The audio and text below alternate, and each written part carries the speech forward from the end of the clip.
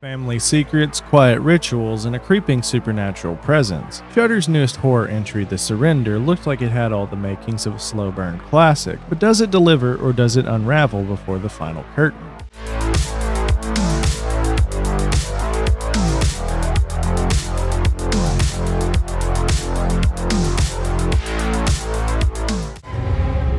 What's that for? Protection. Once the circle is sealed, we cannot leave.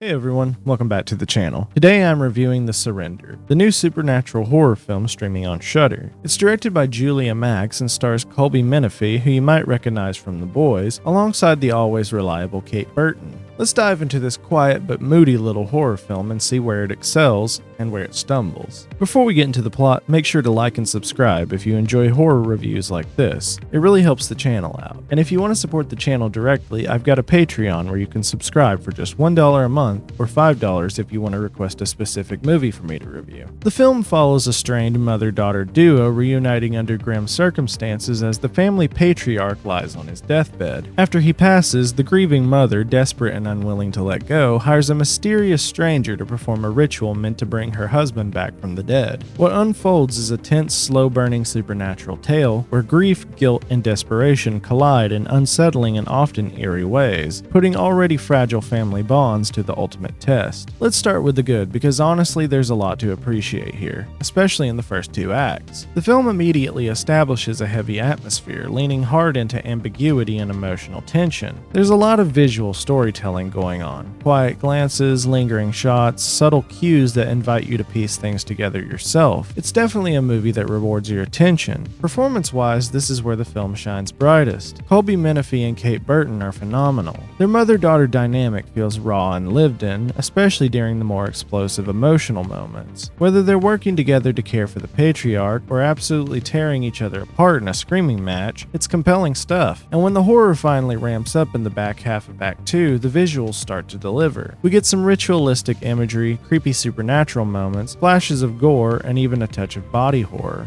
The build-up to this point really pays off in terms of tone and tension. But unfortunately, the film doesn't stick the landing. The last 15 to 20 minutes kind of lost me. It feels like the story backs itself into a corner, like the writers had all these great ideas and themes, but no real endgame in mind. The tension that had been building for over an hour just sort of fizzles out. Instead of escalating toward a satisfying climax, it starts to meander. The pace drags, the mystery starts feeling more frustrating than intriguing, and the emotional payoff never really comes. It's especially disappointing because the first two acts are so strong. You're just waiting for that final gut punch that never really lands. At the end of the day, The Surrender is one of those horror films where the journey is more satisfying than the destination. It has an impressive atmosphere, great performances, and some standout visuals, but when a movie builds this much tension and mystery, you really need a strong ending, and this one just doesn't deliver. If you're a fan of slow burn horror with emotional weight and a visual flair, you might still find enough to enjoy here. Just temper your expectations for the finale.